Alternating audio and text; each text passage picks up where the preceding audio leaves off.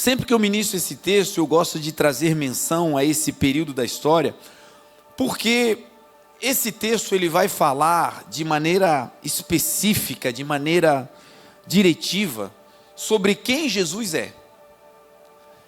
Nós nos deslumbramos com a criação, com tudo que Deus fez, e isso é maravilhoso, mas o Criador, o executor dessa obra, aquele que, digamos assim, botou a mão na massa, para que o mundo fosse criado, esse foi Deus. Esse foi o verbo, a palavra, e Deus estava junto com Jesus ali, realizando essa obra grandiosa e poderosa, que foi feita para a glória do nome do Senhor. Então, é através desse texto, que nós vamos entender um pouquinho mais sobre quem Jesus é, amém? Diz assim a palavra do Senhor: no princípio era o verbo estava com Deus e o verbo era Deus. Tudo foi feito por ele, sem ele nada do que foi feito se fez.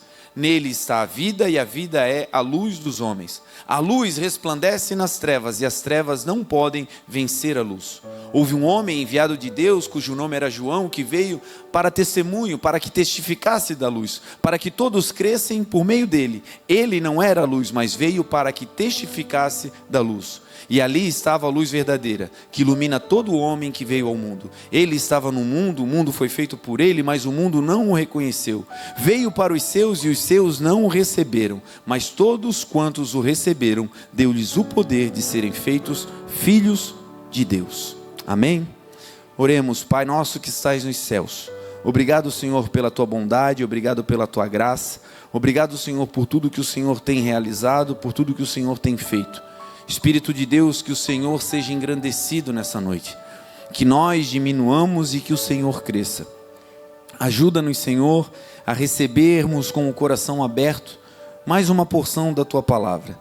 Que o Senhor possa hoje trazer a nós uma porção rema revelada, uma porção, Senhor, nova, daquilo que para nós, Senhor, é essencial. A tua palavra para nós, Senhor, é fundamento. A tua palavra para nós é alimento. A tua palavra para nós, Senhor, é instrução. A tua palavra para nós é a própria vida. Então, Senhor, fale conosco.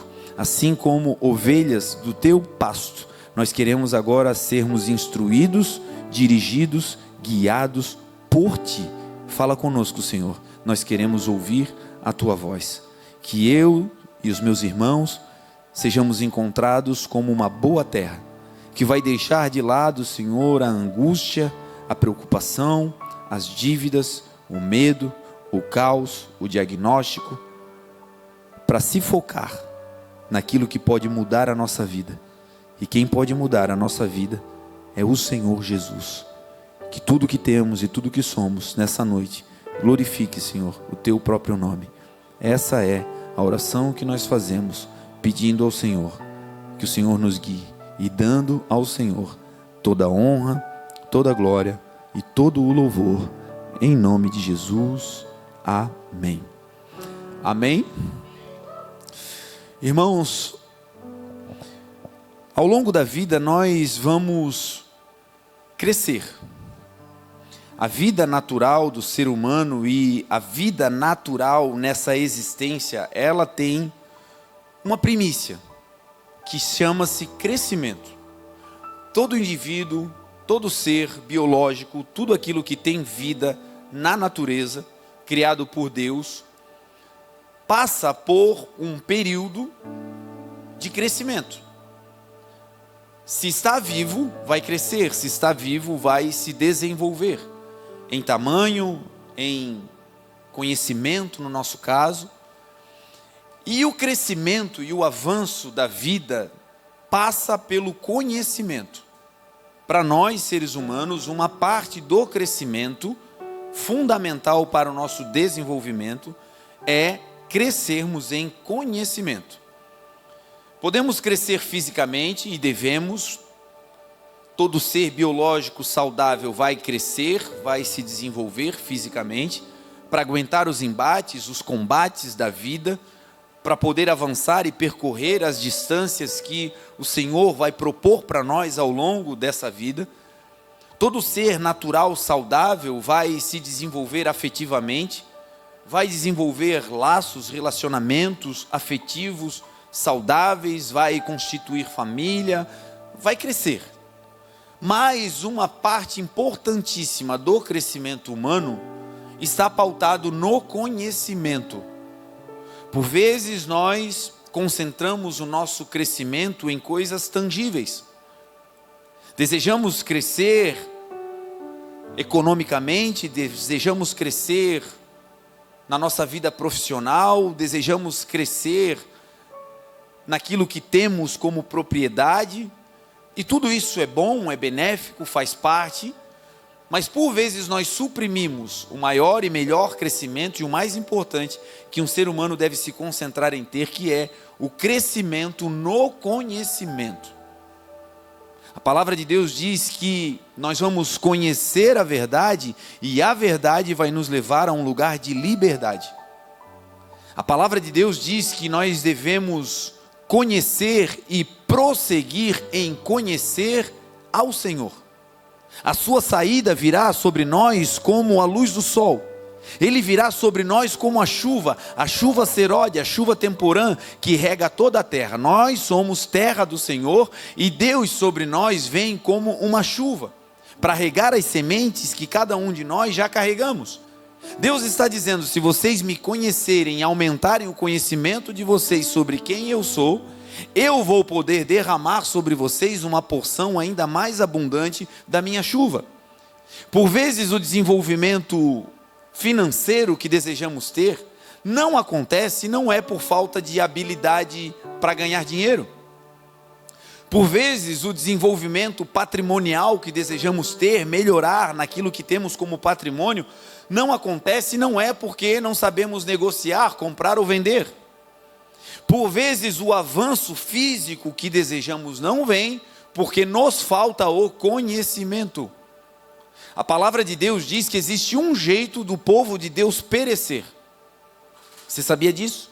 Existe uma razão, uma causa que Deus disse que toda fonte da nossa falta de, para alguns, sorte, da nossa falta de pujança, crescimento, avanço, para Deus reside em um único setor. Quando não avançamos em uma área, quando não progredimos em uma área da vida, para Deus, o que corresponde a esse insucesso chama-se falta de conhecimento. Não é por falta de vontade que não crescemos. Não é por falta de amigos, de comunhão que não avançamos. Não. Quando estamos perecendo em uma área, toda a área da vida, quando um filho e uma filha de Deus perecem em uma área e não cresce nela, a raiz dessa falta de crescimento está pautada na falta de conhecimento. É o que diz a palavra. O meu povo perece porque lhes falta conhecimento. Perecer no original significa regredir. Não é apenas sofrer um mal momentâneo. Por falta de conhecimento, nós regredimos. Então essa noite é um chamamento do Senhor para colocar sal na nossa boca e colocar em nós uma sede, um desejo de usarmos com todas as nossas forças esse tempo, esse período. Não apenas esse período específico de 40 minutos que estamos aqui semanalmente para sermos instruídos 2, 3 vezes na semana, mas desenvolvermos esse ano um hábito saudável que pode mudar a nossa história e que está pautado no desejo por ampliar o nosso conhecimento. Se desenvolver tecnicamente, se desenvolver nas suas habilidades, se desenvolver na sua área de atuação, se desenvolver em todos os aspectos, mas a mim, como pastor da igreja, me toca chamar a responsabilidade para nos focarmos em nos desenvolvermos em uma área específica, que a partir dela se desdobra a todas as outras. A palavra do Senhor que Ele nos deu é que esse ano será um ano de crescimento, que esse ano será um ano de multiplicação, será um ano onde o Senhor vai nos fazer ramificar. ter domínio, ter sujeição, fazer com que as coisas aconteçam. Deus deseja, gente, fazer com que a gente cresça. Agora, para isso é necessário que o nosso conhecimento se amplie. E para que o nosso conhecimento se amplie no lugar certo, na área certa, na mais importante, o chamado do Senhor para nós nessa noite é: Deus está dizendo, eu quero me revelar a vocês, eu quero fazer com que vocês saibam de uma maneira mais profunda quem eu sou. Agora é necessário que vocês se aprofundem no conhecimento e na busca por quem eu sou na essência. Então o convite dessa noite é: nós vamos crescer porque vamos aumentar o nosso conhecimento, mas o conhecimento básico para que esse futuro melhor chegue é o que a palavra de Deus diz lá em Amós. Nós não podemos avançar se não andarmos em acordo com quem? Com o Senhor. E Oséias também vai declarar que nós devemos conhecer e prosseguir em conhecer ao Senhor. Talvez você já conheça a Jesus, e que bênção, mas existe mais de Deus. Existe sempre algo que o Senhor pode revelar e mudar a nossa história. A área que você e eu estamos patinando, gente, não é por falta de sabedoria ou ajuda humana, é por falta de conhecimento de algo do Senhor que vai virar uma chave. E nessa noite eu creio, o Senhor vai nos entregar chaves que não são espirituais ou jargões, mas é conhecimento sobre quem o nosso Senhor Jesus é. Amém? Dito isso, Jesus aqui é apresentado por Deus a João, que vai escrever esse texto. João, ele foi o discípulo amado de Jesus. João, ele foi aquele que na última ceia reclinou a cabeça no peito do Senhor Jesus. No meio da ceia, ele estava no lugar mais íntimo possível, o mais chegado naquele ambiente era João. Fisicamente o mais próximo, de coração aquele que estava mais tenro no âmago daquela reunião. Quando Jesus começa a dizer: entre vocês alguém vai me trair, entre vocês alguém vai me entregar, os discípulos começaram a se perguntar: Senhor, serei eu? Senhor, será que eu serei o promovedor desse caos? Eles começaram a se questionar. Mas antes disso, Pedro olha para João e diz: João, pergunta para ele. Você que tem acesso, João, você que está tão próximo, João, você que tem um conhecimento do coração do Senhor e de uma intimidade tal, pergunte para ele, João, como que Pedro dizendo, para quem tem intimidade e tem um conhecimento profundo do Senhor, pode lhe ser dada coisas e segredos que os demais não vão saber.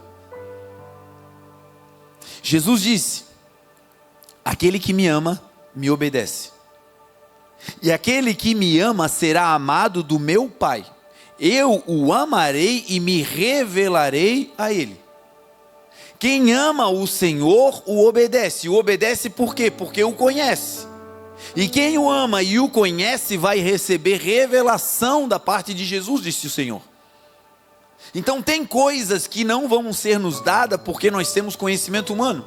Capacidade humana, capacidade técnica, isso tudo, gente, nós temos que ter. Que crescer em conhecimento e também em graça. Mas essa graça e esse conhecimento vão ser potencializados quando de verdade nós conhecemos quem Jesus é.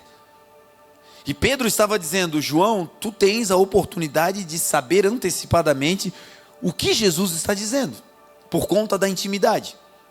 Naquela ceia, coisas foram ditas e João, como alguém íntimo, estava perto do Senhor, ouvindo a voz do Senhor como alguém que ouvia sem intermediários, sem ruído.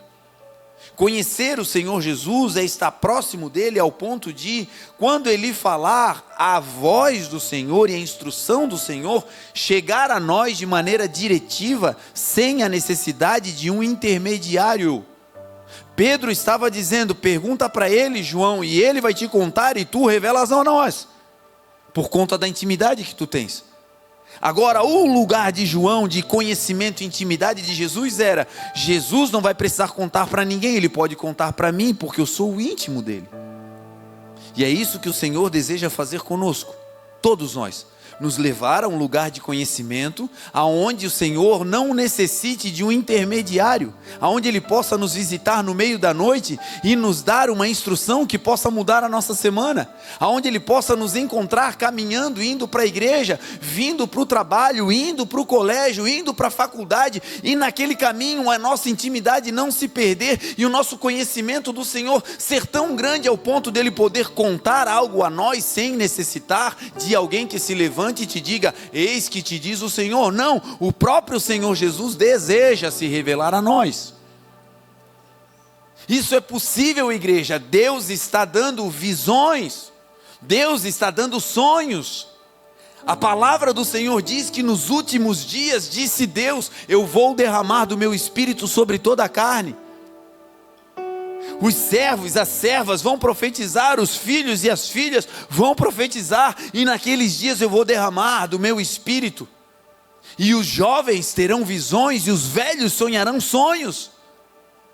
Esses são os últimos dias, o Espírito do Senhor está derramado, e nós como igreja não podemos viver uma vida de dormência. Deus, Jesus quer se manifestar, gente, Ele quer revelar coisas que nós ainda não sabemos, e que podem destravar o potencial que Ele já colocou em nós.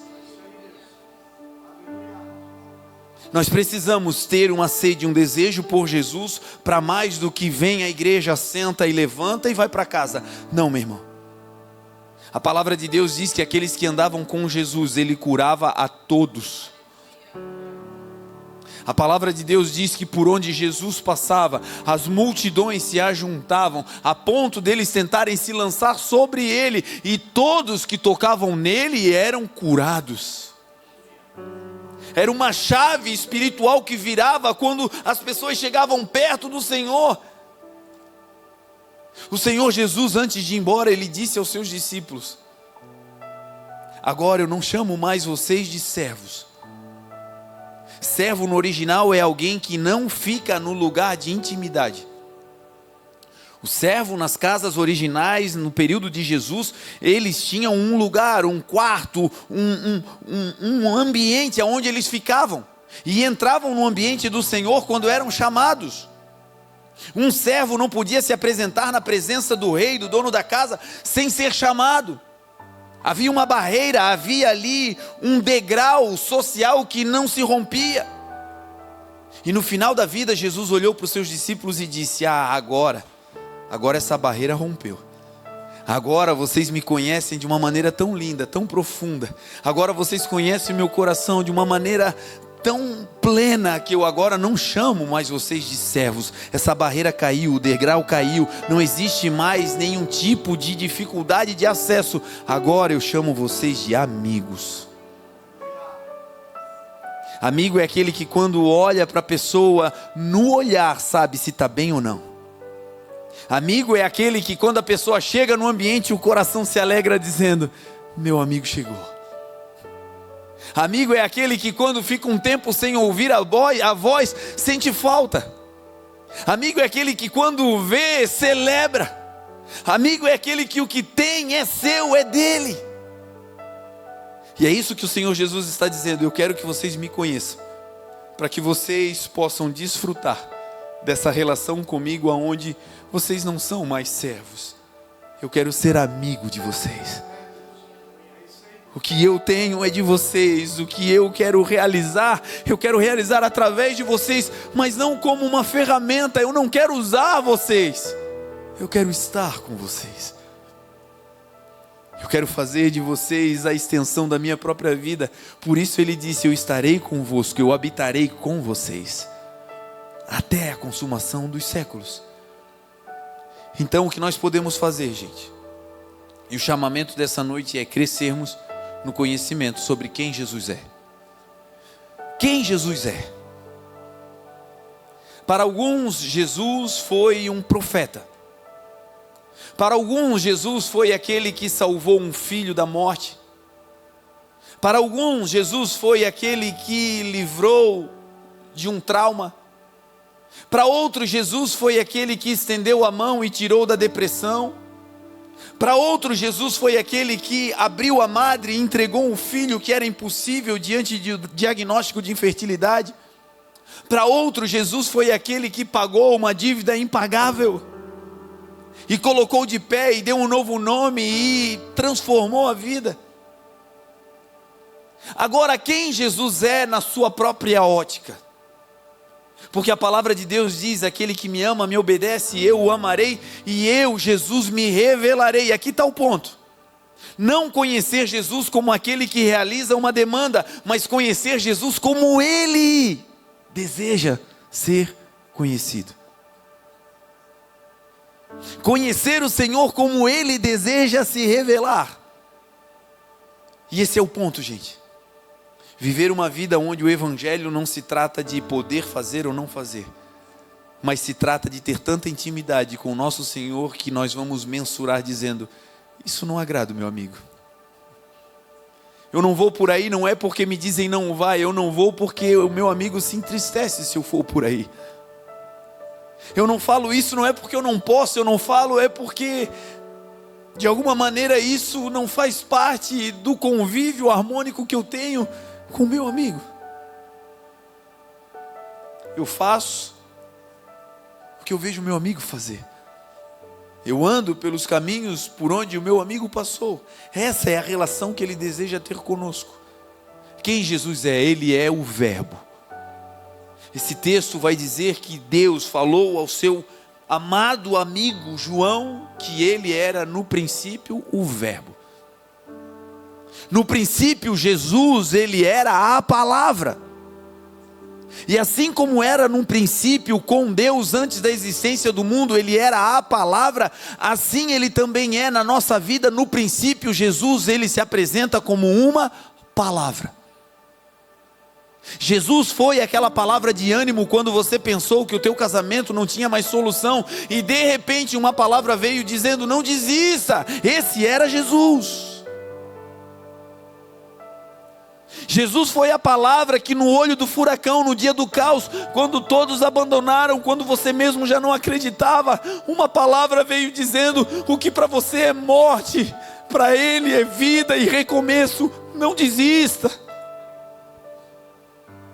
Jesus no começo foi uma palavra dizendo: ainda que as pessoas já não creiam mais em você, ainda que você tenha feito tudo errado, ainda que tenha cometido erros, pecados, naquele dia do nosso encontro com o Senhor, Ele foi uma palavra, e a palavra dele era: eu te perdoo. No começo, Jesus sempre vem como uma palavra. Agora, a palavra que é Jesus, é a palavra de Deus, ela não é normal. Quando é palavra de Deus, quando é Jesus, quando Deus abre a boca, o verbo sai, e o verbo é Jesus. E esse verbo, quando ele sai, ele tem uma promessa. Sempre que Jesus fala, sempre que Deus fala, Deus abre a boca e o verbo sai, e o verbo é Jesus. E quando Jesus sai na nossa direção, falado, declarado por Deus, existe uma regra. Sempre que uma palavra de Deus vem sobre a nossa vida, ela não pode voltar para Deus sem antes fazer aquilo para o qual ela foi enviada. Foi isso que o profeta declarou: assim como a neve e a chuva descem do alto e para lá não tornam, assim será toda palavra que proceder da minha boca. Ela não volta para mim vazia, sem antes cumprir, sem antes realizar, sem antes fazer, sem antes estabelecer aquilo para o qual eu a enviei.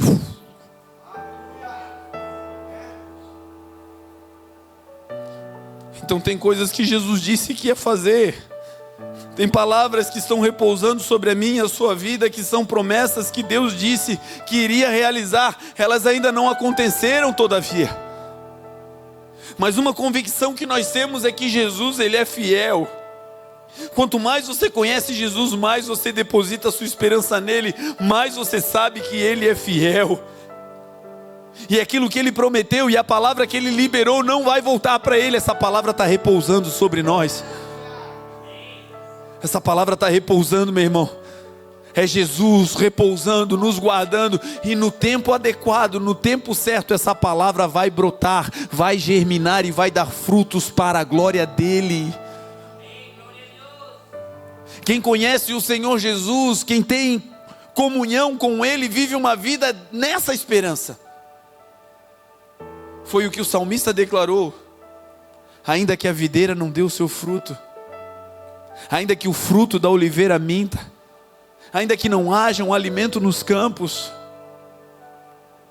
ainda que os animais nos currais não se proliferem, todavia eu me alegrarei em ti. A palavra de Deus diz que Jesus, Ele é o verbo que começa todas as coisas.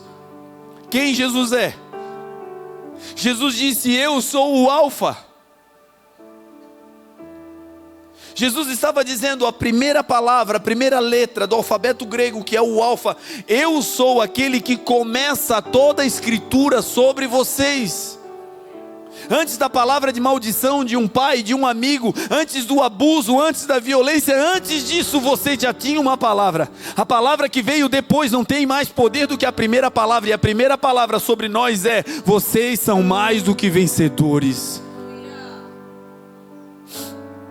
Talvez na infância você escutou palavras que diziam: você não foi planejado, você veio a esse mundo por um incidente, um acidente. Você está aqui, mas nós não te desejávamos. E talvez até hoje você carrega alguma dificuldade de avançar por conta dessa palavra. Porque talvez foi uma palavra que você ouviu na mais tenra idade e isso colou no seu coração como um rótulo. E parece que foi a primeira palavra que você ouviu. Essa é uma noite do Senhor Jesus, que é o verbo, declarar algo sobre a sua vida que é a verdade. Jesus é o Alfa. A primeira palavra da tua história foi dada por Jesus. E a palavra é que nós somos uma bênção. Você não é um plano errado, você não é um acidente, você não é um estorvo, não. Você foi projetado por Deus. A palavra de Deus diz que nele nós fomos criados, gerados conforme Cristo Jesus.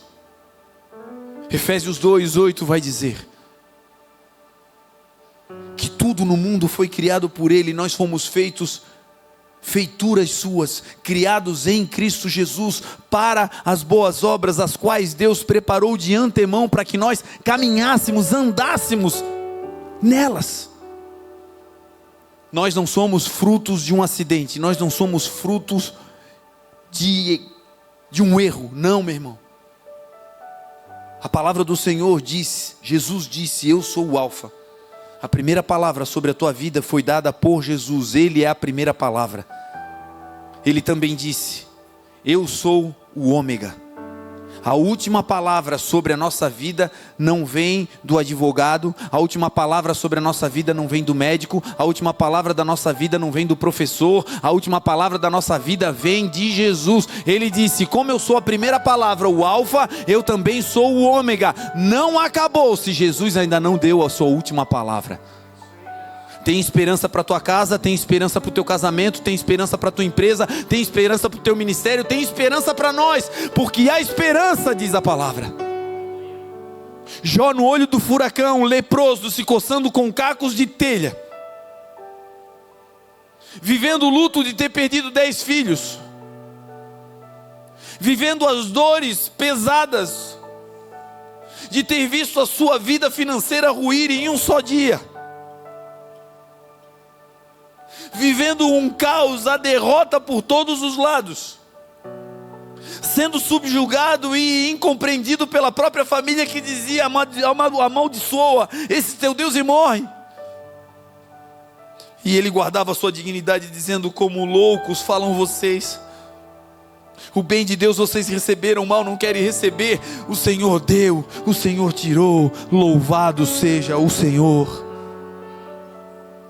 E no olho do furacão, se coçando com cacos de telha, Jó declarou: há esperança para a árvore que, se for cortada, ainda se renovará, e não cessarão os seus renovos. Se a sua raiz envelhecer na terra e o seu tronco morrer no pó, ao cheiro das águas brotará. pode parecer morto, pode parecer que não tem mais vida, pode parecer seco, para o mundo pode parecer acabou. Agora para o ômega, que é a última palavra sobre nós, ele está declarando: a última palavra sobre vocês vai vir de mim. Não é, gente, que vai acabar antes de Jesus falar. Não, não pode acabar sem Jesus falar.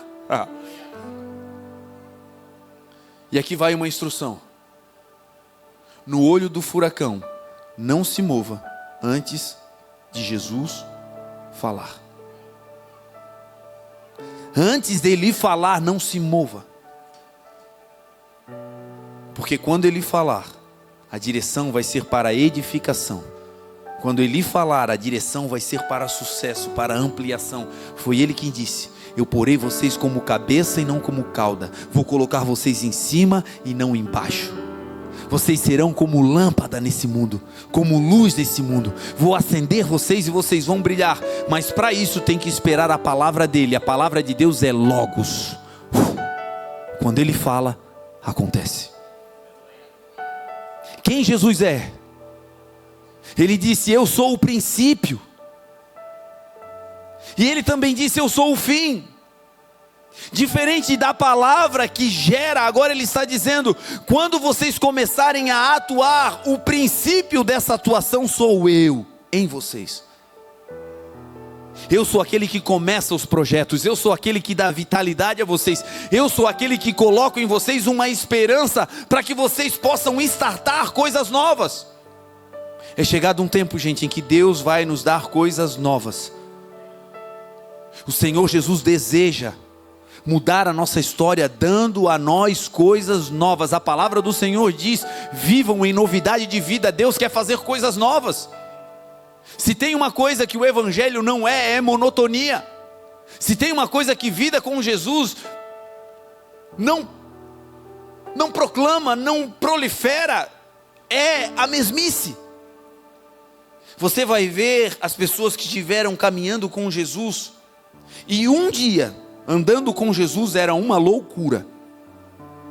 Jesus acordava de manhã bem cedo, e ao acordar já tinha milagre acontecendo.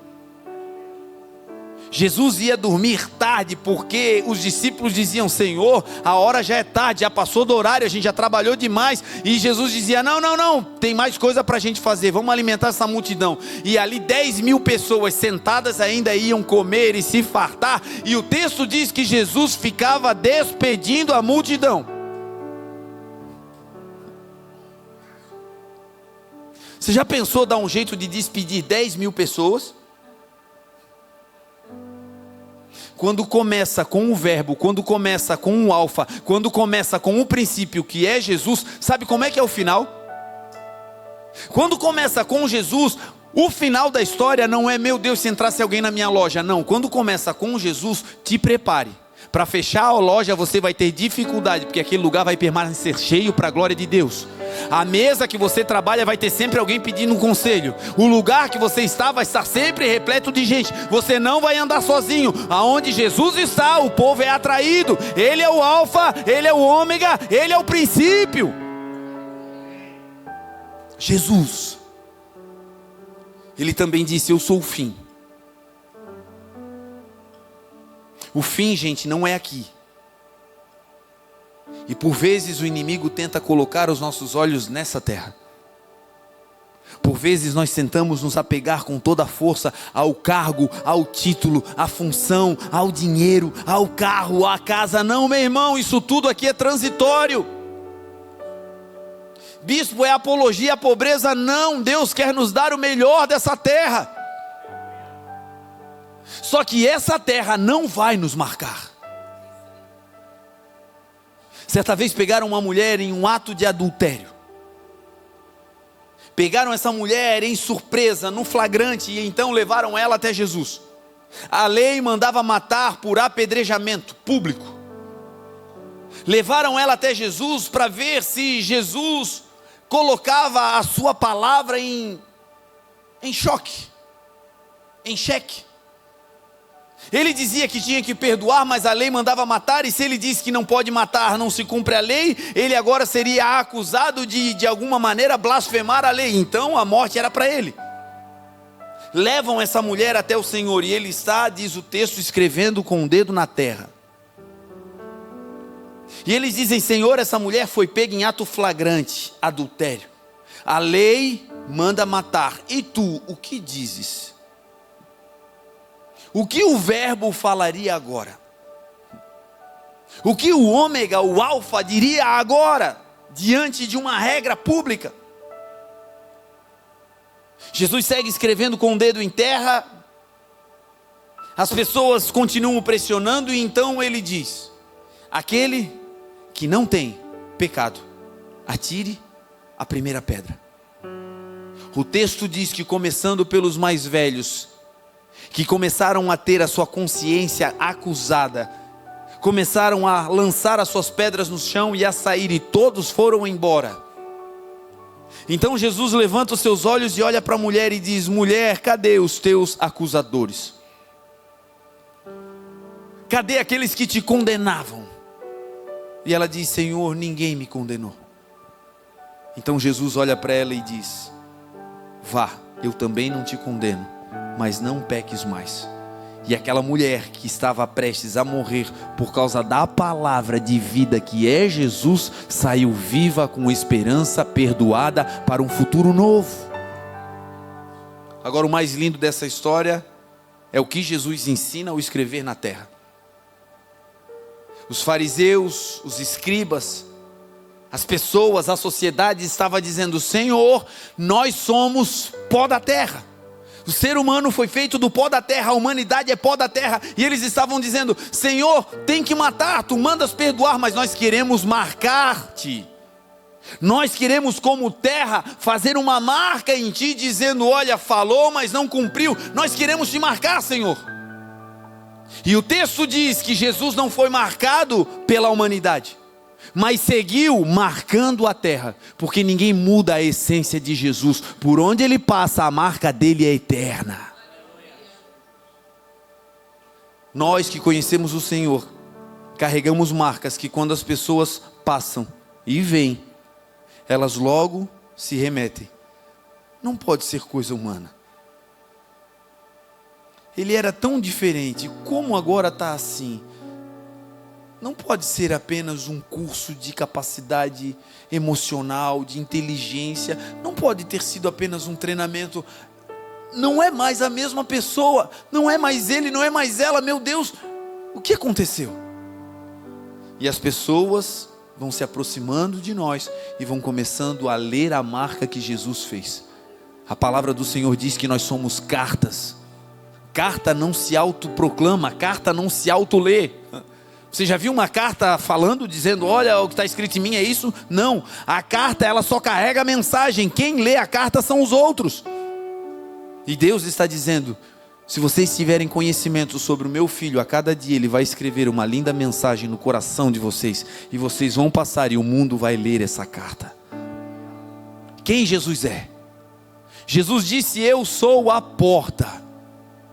Aquele que entrar por mim salvar-se-á, entrará e sairá e encontrará pastagens.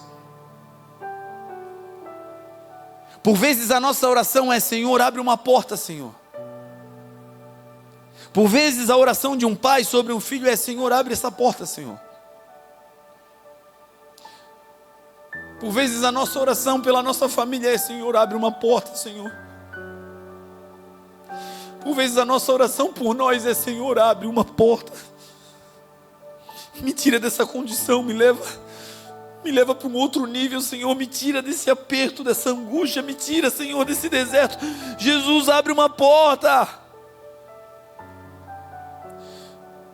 E pedir que Ele abra a porta é legítimo. Agora, o problema é que nós desejamos que Ele abra uma porta terrena. E então nós procuramos uma saída terrena. E então nós nos apoiamos horizontalmente em quem está à nossa volta, e não é isso.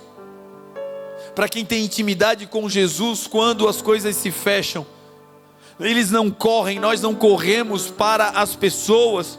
Quando uma porta se fecha, quando o ambiente está pesado, quando o clima e o céu está de bronze, quando nos faltam oportunidades físicas, nós não batemos em portas naturais, nós corremos para Jesus. Ele é a porta. Ele é a porta. E Ele disse: venham a mim todos vocês, que no olho desse deserto talvez estejam cansados, sobrecarregados, cansado da carga, cansado da responsabilidade, cansado da injustiça, cansados.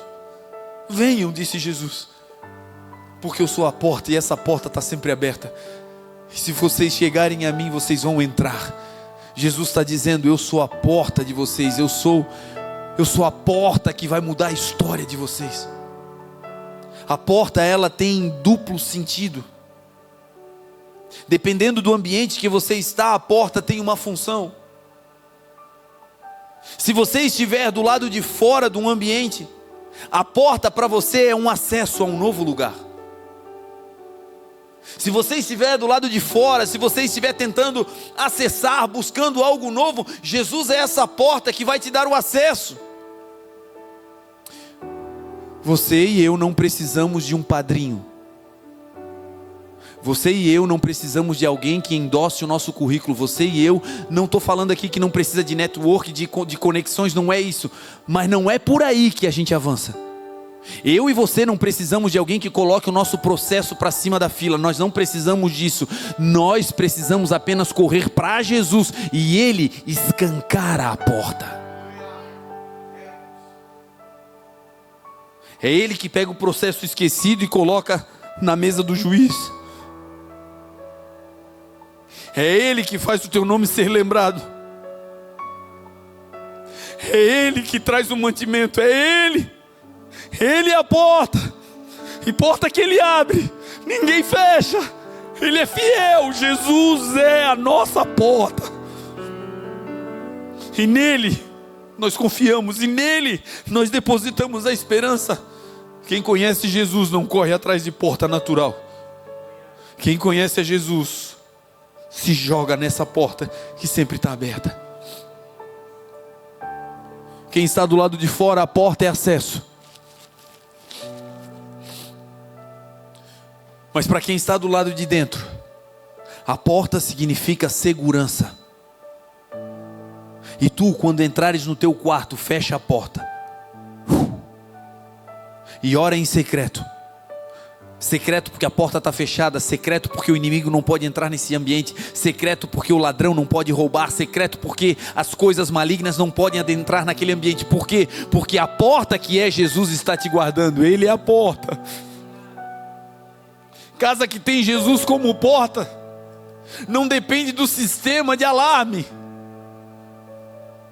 Conheço gente com muito dinheiro que mora em prédios com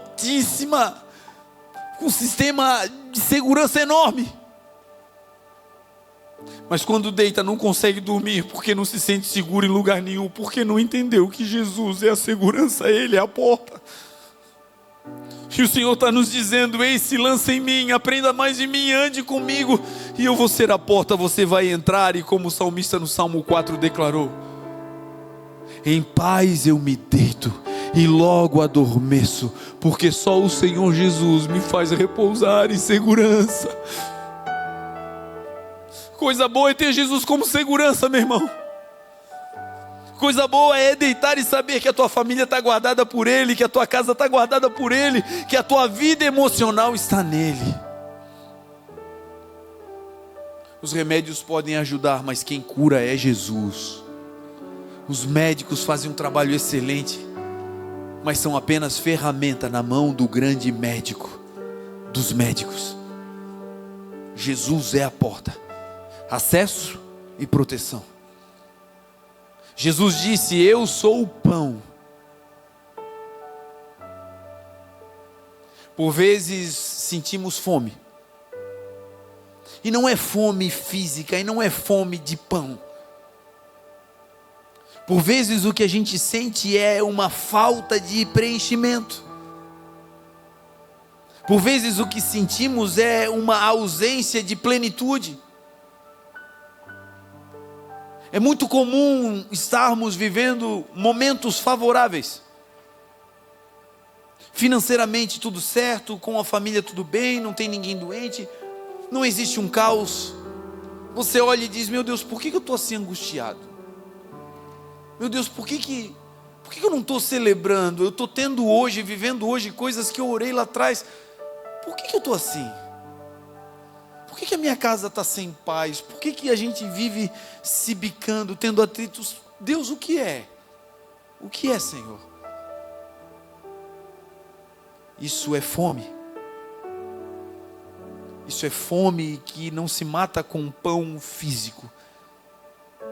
Isso é uma fome da alma, do espírito que clama: Abba, Pai.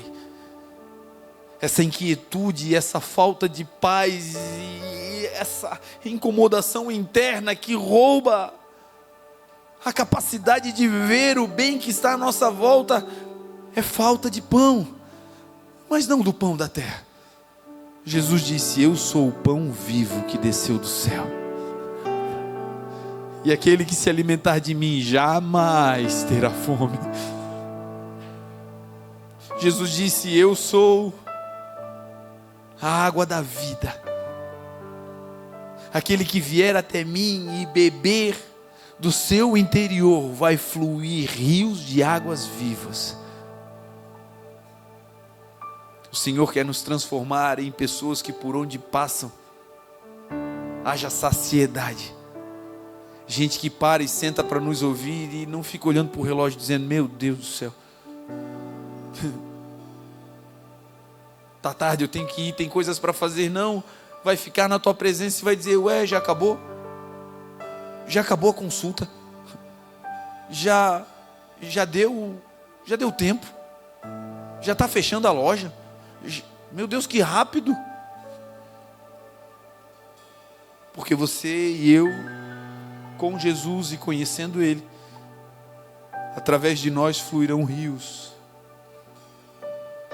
Rios de uma água que geram vida. Rios de uma água que geram saciedade. É isso que nós sentimos quando vamos à rua.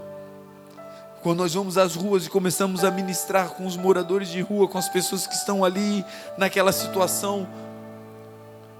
É incrível, porque em segundos o semblante muda, a situação ainda não mudou, eles continuam na calçada. Mas o que sai de nós, que não é nosso, é dele, começa a gerar saciedade. Começa a brotar esperança. Pessoas que conhecem a Jesus são como rios, aonde entram começam a apagar incêndios. A tua casa poderia viver em pé de guerra, mas com Jesus e sendo íntimo de Jesus, nós seremos como um rio. Quando chega, aquele fogaréu se apaga. Podia ter guerra, contenda, diz que me disse, mas quando Jesus chega, meu irmão, é uma calmaria.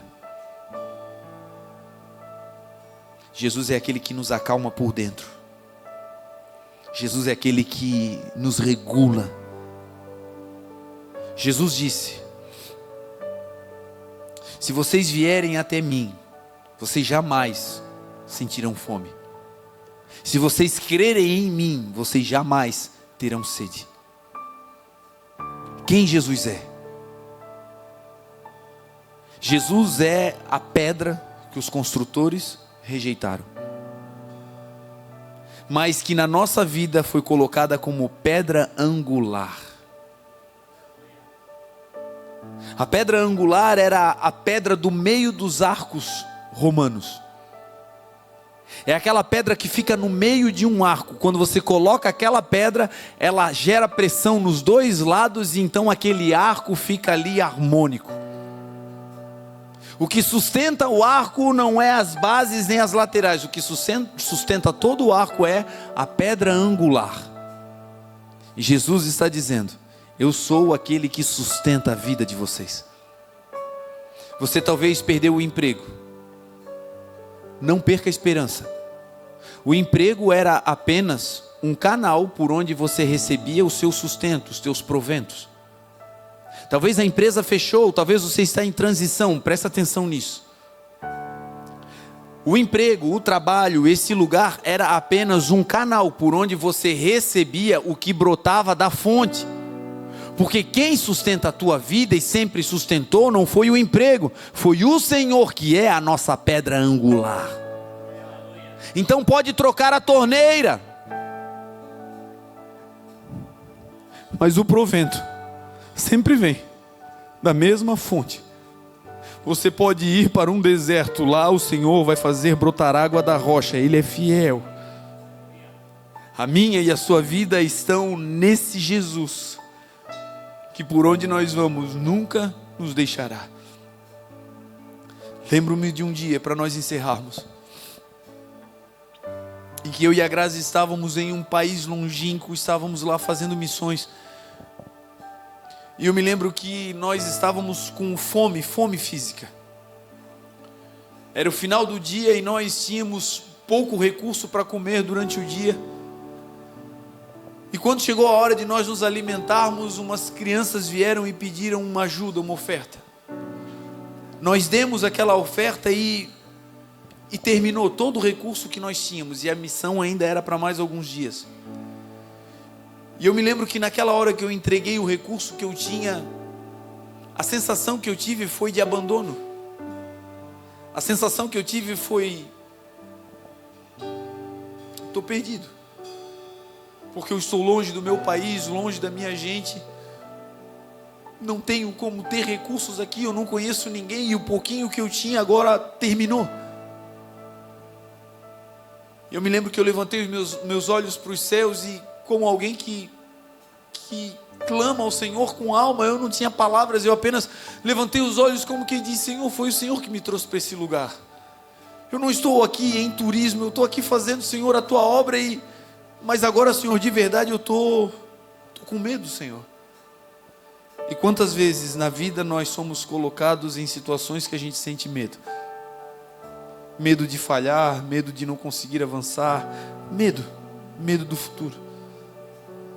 E eu me lembro que o Senhor falou claro ao meu ouvido: vire para trás, olhe para trás. E quando eu olhei para trás, tinha um senhor de terno com uma Bíblia na mão. Nós estávamos em Guayaquil, no Equador. E os primeiros dias daquela missão, nós estávamos procurando uma igreja, um lugar para ficar, e nós não encontramos nada, nem ninguém. E depois de 3 dias, nós encontramos aquele senhor. Era o primeiro crente caracterizado que a gente estava vendo. E aí quando eu o vi, a minha vontade foi olhar e correr na direção dele. Deus disse: diga a ele que vocês são missionários.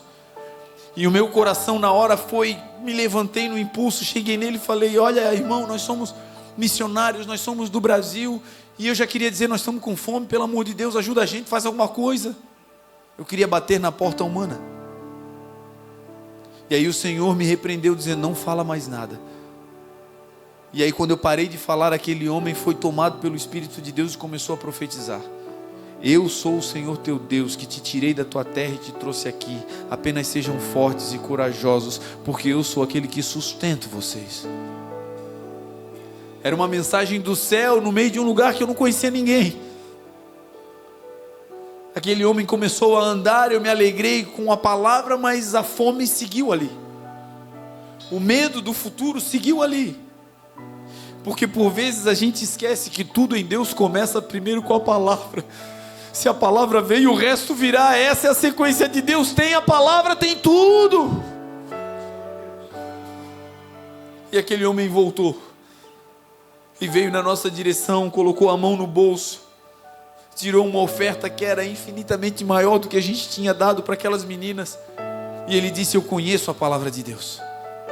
E quando ele disse eu conheço, me brotou o texto que diz: se você tem alguém em necessidade perto de você, não diga vá embora e volte depois, porque isso não será proveitoso para você. Se pode fazer, aquele que não faz o bem peca. E aquele homem ofertou na nossa vida e foi a glória. Quando ele foi embora, eu levantei de novo os olhos para os céus e o Senhor falou comigo. O Senhor disse: na terra vocês têm barreiras, Na terra existem oceanos que separam vocês, existem fronteiras que separam vocês, muros, rios que separam vocês. Agora, quando vocês olham para os céus, não existe lugar nenhum do mundo que você olhe para o céu que existe uma barreira. Todo mundo, no mundo inteiro, que olhar para o céu, está vendo o mesmo céu.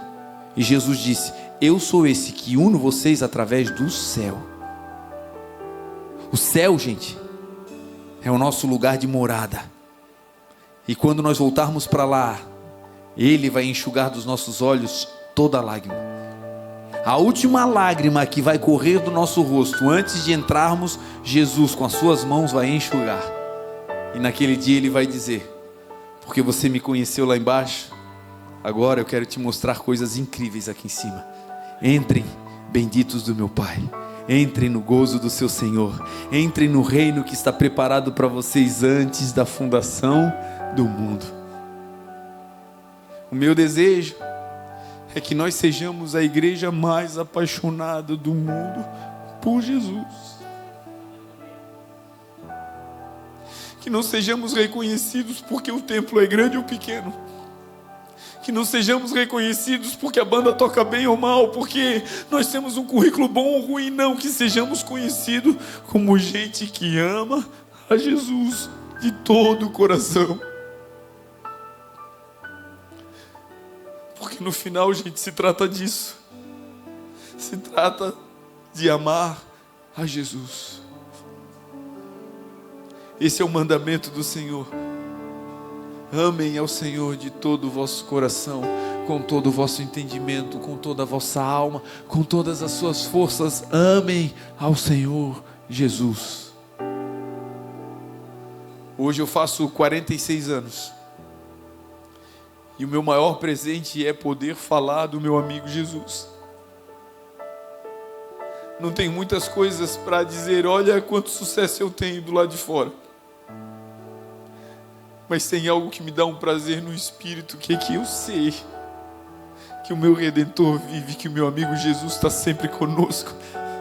No olho do furacão Ele está conosco, no caos Ele está conosco, Ele sempre está conosco, porque Jesus é fiel. Se coloque de pé, vamos orar.